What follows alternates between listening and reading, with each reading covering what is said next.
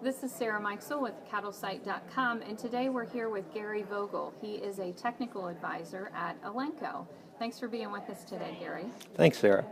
I understand that Elanco is heavily involved in the Enough movement, and you guys are about ready to release a beef report. Can you give us a little sneak peek at what's going to be released? You bet. So we're here at the National Beef Cattlemen's Association meeting, and tomorrow we will be releasing the Enough report.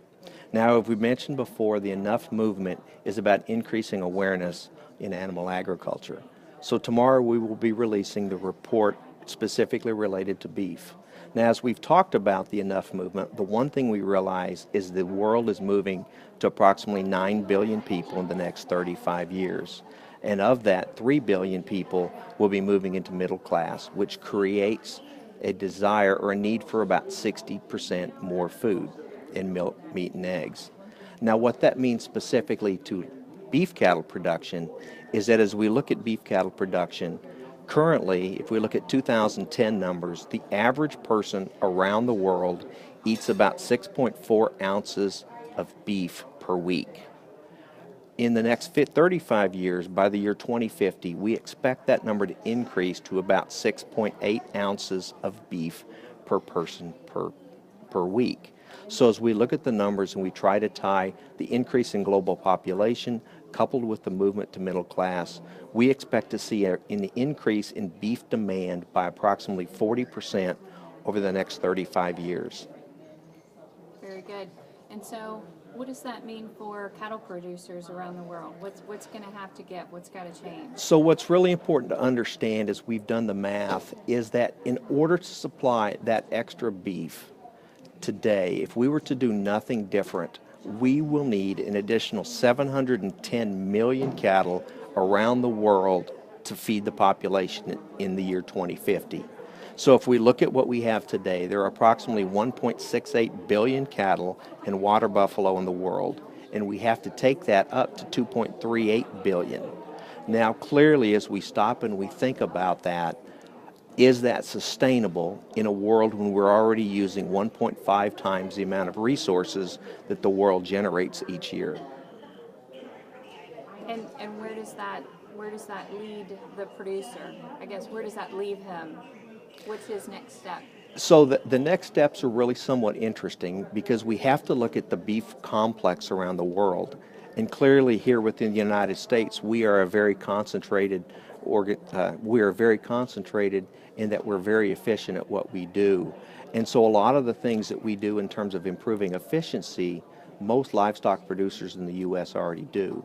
Yet as we look around the world to places like Indonesia, some of the second and third world countries, there's tremendous opportunities to improve productivity through the use of simple technologies like parasiticides, anthelmintics, potentially using improved genetics and animal breeding programs to increase their productivity as well. Very good.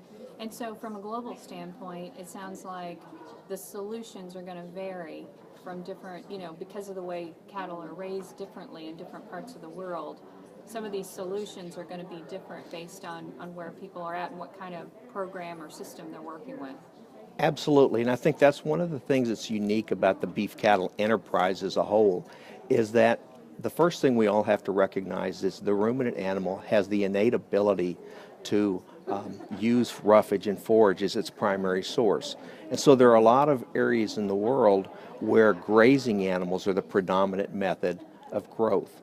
And so what is done in Indonesia or what is done in Brazil or Australia is totally different than what we would need to do in the United States, where we have a grain-fed business to generate enough protein to feed the world in the coming years. Right, exactly, because the grain availability just isn't there in some of these other countries. Absolutely, but the other thing that's important to realize, a lot of people always talk about grain production. It may not be the most efficient way of feeding cattle. One of the analyses that we've conducted indicates that if you take a typical feedlot steer in the United States, only about 1.6% of its total calories actually comes from grain.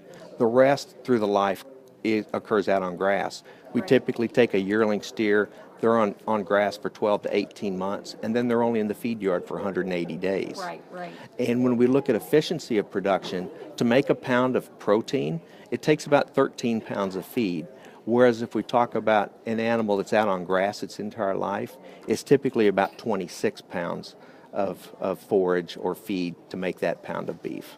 Very good. So you just have to look at the efficiencies. Of So where- we have to where look you're at the located. efficiencies of where we're located. We have to look at the different geographies.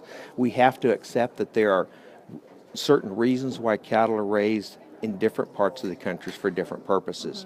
We have to recognize that in Indonesia, a lot of cattle are raised and not anything is done with them because of religious reasons. We have to realize that there are socioeconomic reasons why cattle are raised in certain manners. And so the movement that we're trying to create is not one of trying to get people to change, but to become more aware of what they're doing and try to find ways that we can more efficiently produce beef in the future. Very good.